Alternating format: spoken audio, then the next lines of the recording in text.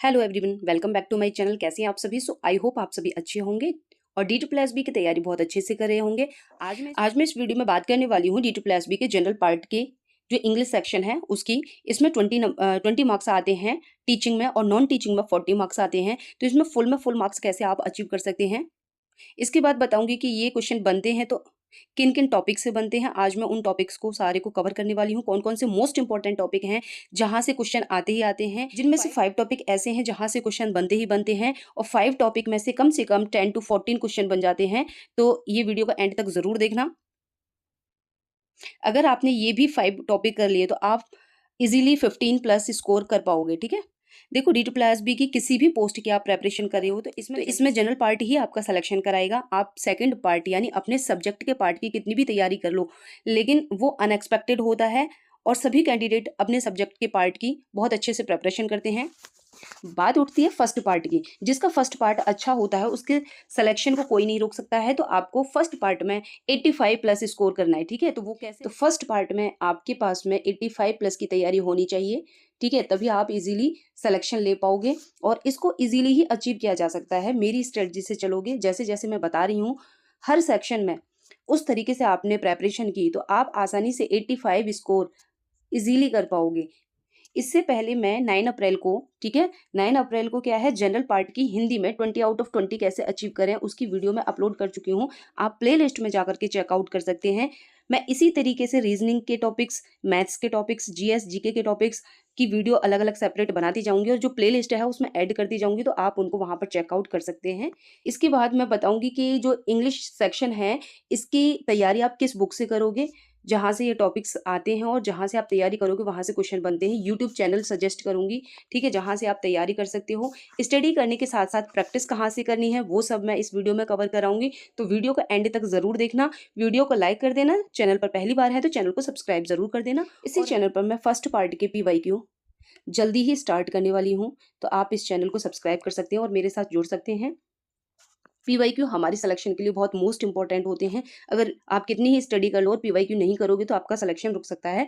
तो इसलिए इस चैनल के साथ आप जुड़ सकते हैं अगर आपको PYQ चाहिए तो चलिए अब मैं टॉपिक की तरफ बढ़ती हूँ। आपको कौन कौन से टॉपिक कवर करने हैं और कौन कौन से मोस्ट इंपॉर्टेंट हैं, अगर आपने ये भी कर लिया तो आप 15 प्लस स्कोर कर पाओगे। ठीक है, ओनली आपने 5 या 6 टॉपिक भी कर लिए तो आप इजीली ही 15 प्लस स्कोर कर पाओगे। तो चलिए अभी मैं टॉपिक बता देती हूँ आपको। इंग्लिश में 15 मार्क्स की ग्रामर होती है और 5 मार्क्स की कॉम्प्रहेंशन होती है। ठीक है, तो ये कहाँ से करने हैं और ये कॉम्प्रहेंशन कहाँ से करनी है तो ये वीडियो को मैं एंड में बताऊंगी, तो आप बने रहिए एंड तक।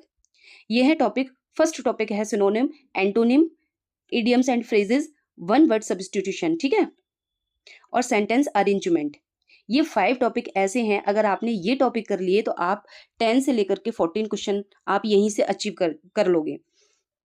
यहाँ पर सिनोनिम से 1 क्वेश्चन, एंटोनिम से 1 क्वेश्चन, ईडियम से कभी कभी 2 क्वेश्चन आ जाते हैं, नहीं 1 क्वेश्चन आता है, नहीं कभी कभी तो 2 क्वेश्चन दे देते हैं। इसमें से वन वर्ड सब्स्टिट्यूशन में से 1 या 2 क्वेश्चन आते हैं। ठीक है, सेंटेंस अरेंजमेंट में से भी 2 क्वेश्चन आते हैं, यहाँ से 2 क्वेश्चन बनते ही बनते हैं। ठीक है, और ये बहुत ईजी होता है इसको अरेंज करना, वो मैं लास्ट में बताऊंगी कि आप किस तरीके से कर सकते हो। आपको randomly synonym, antonym, idioms and OWS ये है जो रैंडमली नहीं पढ़ना है, मैं बताऊंगी कहाँ से पढ़ना है, वहीं से क्वेश्चन बनते हैं। ठीक है, नेक्स्ट है topic question tag, articles, filling the blanks, parts of speech. ठीक है, क्वेश्चन टैग से 1 या 2, किसी में 2 क्वेश्चन भर भर के क्वेश्चन आए थे क्वेश्चन टैग के। एक भी क्वेश्चन पेपर ऐसा नहीं थे जहां पर क्वेश्चन टैग के क्वेश्चन ना देखने को मिले। 2 क्वेश्चन दिए थे इन्होंने। ठीक है, और ये 2 पेज का सिर्फ लेसन है क्वेश्चन टैग। ठीक है, आर्टिकल आपको फिलिंग द ब्लैंक्स में देखने को मिलेंगे। पार्ट्स ऑफ स्पीच से भी फिलिंग द ब्लैंक्स में ही आते हैं पार्ट्स ऑफ स्पीच भी। ठीक है, इसमें एक और टॉपिक है सब्जेक्ट वर्ब एग्रीमेंट। ठीक है, सब्जेक्ट वर्ब एग्रीमेंट, ये मैं लिखना भूल गई फ्रेंड्स, ये भी टॉपिक बहुत इंपॉर्टेंट है, इससे भी क्वेश्चन बनता है और ये भी फिलिंग दी ब्लैंक्स में ही आते हैं। फिलिंग दी ब्लैंक्स कम से कम 4 to 5 क्वेश्चन दे देते हैं ये। ठीक है, कभी 2 क्वेश्चन दे दिए, कभी 4 क्वेश्चन दे दिए, कभी 3 क्वेश्चन दे दिए, तो फिलिंग दी ब्लैंक्स में आते हैं आर्टिकल भी, पार्ट्स ऑफ स्पीच भी और सब्जेक्ट वर्ब एग्रीमेंट। ठीक है, पार्ट्स ऑफ स्पीच ये 8 होते हैं, noun, pronoun, verb, adverb, adjective, preposition, conjunction, interjection. इसमें से अलग से क्वेश्चन नहीं बनता है, जैसे कि नाउन है, नाउन का दे दिया कि ये कॉमन नाउन है या प्रॉपर नाउन है, इस तरीके से क्वेश्चन नहीं बनते हैं, फिलिंग दी ब्लैंक्स में ही आते हैं। तो इन टॉपिक्स को कर लेना। ठीक है, फिलिंग दी ब्लैंक्स काफी क्वेश्चन आते हैं, 3 to 4 क्वेश्चन आ जाते हैं। ठीक है, जिसमें आर्टिकल भी आता है, सब्जेक्ट वर्ब एग्रीमेंट भी आ जाता है। कभी कभी एरर में भी पूछ लेते हैं, फिलिंग दी ब्लैंक्स नहीं देते तो एरर में पूछ लेते हैं कि कहाँ पर एरर है, आपको दे देते हैं क्वेश्चन, उसके ऑप्शन दे देते हैं कि किसमें एरर है, तो आप अगर आपने ये अच्छे से पढ़े तो आप इजीली एरर फाइंड आउट कर पाओगे, ठीक है। और एक subject verb agreement most important chapter है, मैंने इसमें लिखना भूल गई हूँ, तो वो भी बहुत मोस्ट इंपॉर्टेंट टॉपिक है।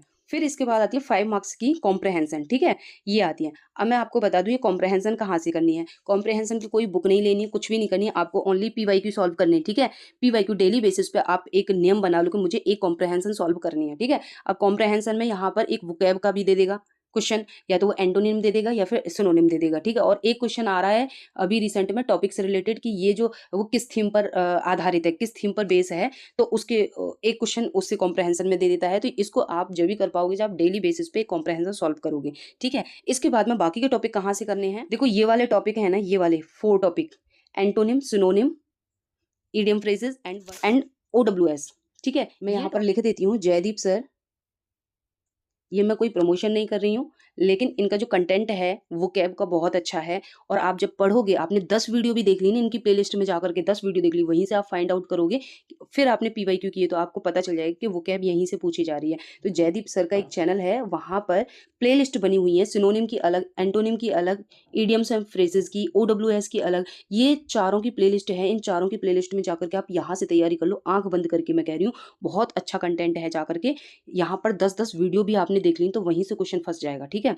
इसके बाद में पीवाईक्यू सॉल्व करने हैं। पीवाईक्यू तो किसी भी कंडीशन में छोड़ने ही नहीं है, पीवाईक्यू आपको सॉल्व करने हैं, वो किसी भी सेक्शन हो, चाहे वो इंग्लिश हो, हिंदी हो, चाहे मैथ हो, रीजनिंग हो, कुछ भी हो, पीवाईक्यू मोस्ट इंपॉर्टेंट होते हैं। और सेंटेंस अरेंजमेंट यहाँ पर क्या है, सेंटेंस अरेंजमेंट भी आप पीवाईक्यू से करोगे, ठीक है। और ये बहुत इजी होते हैं, और इसके अरेंजमेंट के 2 क्वेश्चन देखने को मिलते हैं, और ये बहुत इजी होते हैं। आप जब सेंटेंस पढ़ोगे तो आपको क्या ध्यान रखना है कि कहाँ से सेंटेंस की स्टार्टिंग हो सकती है। सबसे पहले 2-3 वर्ड में ही पता चल जाती है, और एंड, जहाँ पर एंड लिखा आ गया, या फिर कुछ हैव आ गया लास्ट में लिखा हुआ, तो आप समझ पाओगे कि यहाँ पर एंडिंग नहीं होगी सेंटेंस की, तो उन ऑप्शन को सबसे पहले कट कर देना है, ठीक है। और ऐसे ही स्टार्टिंग में एंड से कभी भी सेंटेंस की स्टार्टिंग नहीं होती, या फिर कोई हेल्पिंग वर्ब दे रखी है पहले, तो वहाँ से भी सेंटेंस की स्टार्टिंग नहीं होती। तो इस प्रकार से आप सेंटेंस अरेंजमेंट जब पीवाईक्यू सॉल्व करोगे तो वहाँ से आप इजीली कर पाओगे, ठीक है। नेक्स्ट है ये वाले topic, question tag, article, fill in the blanks,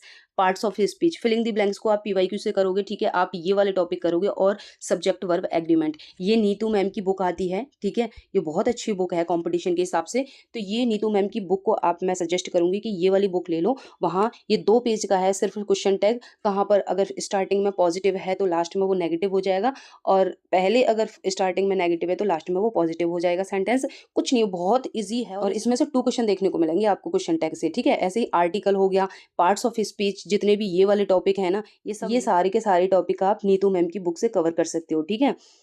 इसके बाद में ये है कॉम्प्रहेंशन, इसको कहीं से नहीं, ओनली पीवाईक्यू करनी है आपको। पीवाईक्यू से एक कॉम्प्रहेंशन डेली बेसिस पे सॉल्व करनी है, बस इतना ही करना है, और आप इंग्लिश में 20 आउट ऑफ 20 इजीली अचीव कर पाओगे, बस इतना कर लिया आपने तो, ठीक है। वोकैब आपको कहाँ से करनी है, जयदीप सर के चैनल पर जाकर के आप प्लेलिस्ट में जाना, प्लेलिस्ट में हर synonym, antonym, one word substitution और इडियम्स की सबकी प्लेलिस्ट बनी हुई है। आप 10-10 वीडियोस भी देख लोगे तो वहाँ से कवर हो जाएगा, 10-10 वीडियो सबकी देख लो, ठीक है। इसके बाद में पीवाईक्यू कर लो, आपकी वोकैब बहुत स्ट्रांग हो जाएगी, और आपके क्वेश्चंस वहीं से फंस जाएंगे, ठीक है। बहुत अच्छे, उन्होंने बहुत अच्छा कंटेंट दिया हुआ है, मैंने देखा था, ठीक है। इसके बाद में नीतू मैम की बुक है, उससे कवर कर लो, और फिर पीवाईक्यू करो, ठीक है। आप जितना पीवाईक्यू सॉल्व करोगे ना, आप भले ही कम पढ़ो लेकिन पीवाईक्यू ज़्यादा से ज़्यादा सॉल्व करो, ठीक है। तो आप इजीली 20 आउट ऑफ 20 अचीव कर पाओगे, और कॉम्प्रहेंशन डेली बेसिस पर करनी है। इसी तरीके से मैं बाकी के जो सब्जेक्ट बचे हैं, हिंदी का मैं वीडियो डाल चुकी हूँ 20 आउट ऑफ 20 कैसे आप अचीव करें, ठीक है। इंग्लिश का अब मैं ये डाल दिया है, अब मैं जीके या जीएस और रीजनिंग और मैथ्स, ठीक है, ये 3 टॉपिक्स और रह गए, इनके टॉपिक्स और ये 3 सेक्शन और रह गए, इनके टॉपिक्स भी मैं बता दूंगी जल्दी ही, ठीक है। वीडियो में सारे टॉपिक कवर करा दूंगी। अगर आपने ये टॉपिक कर लिए और मैं जो बता रही हूँ उस स्ट्रेटजी से आप चलिए, तो आप फर्स्ट पार्ट में 85 प्लस स्कोर इजीली कर पाओगे, ठीक है। और फर्स्ट पार्ट ही आपका ऐसा है जो आपका सिलेक्शन श्योर कराता है। आप सेकंड अपने सब्जेक्ट की कितनी भी तैयारी कर लो, अगर फर्स्ट पार्ट स्ट्रांग नहीं है तो आपका सिलेक्शन नहीं हो सकता है, ठीक है। ये कड़वा सच है। फर्स्ट पार्ट आपका अच्छा है और 19-20 सेकंड पार्ट में चल गया तो वो चल जाता है, लेकिन फर्स्ट पार्ट आपका स्ट्रांग होना चाहिए। किसी का मैथ वीक है तो किसी की इंग्लिश वीक है, किसी की हिंदी वीक है, तो वो सब अरेंज हो जाता है, ठीक है। तो फर्स्ट पार्ट में 85 प्लस लाने की तैयारी आपकी होनी चाहिए, ठीक है। और अगर जैसे जैसे मैं बताती जा रही हूँ उस हिसाब से आपने किया तो आप इजीली अचीव कर सकते हो। तो अभी मैं वीडियो का एंड करूँगी।